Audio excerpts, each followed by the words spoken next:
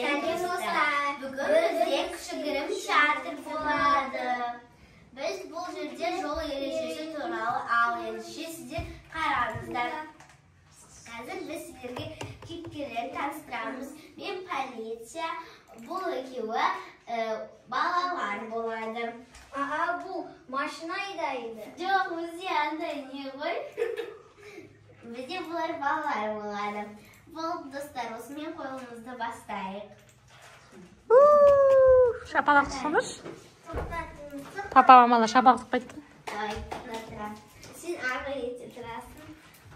Біздің қыз режиссер болады деп осы. Аның қасына барасың. Ой, анжеден жүріп барама. Окей. Фатима ектеп барасың. Қызыл машиналарға жасыл түс жанды, адамдарға қызыл түс болды.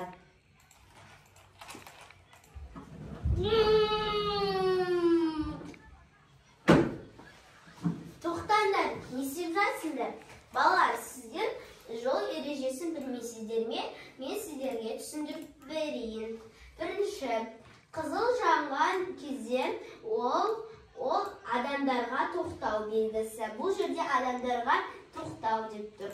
Ал көліктерге жасыл түс жанды. Олар жүрулері керек. Сол үшін осы жол ережелеріне мән беріңіздер.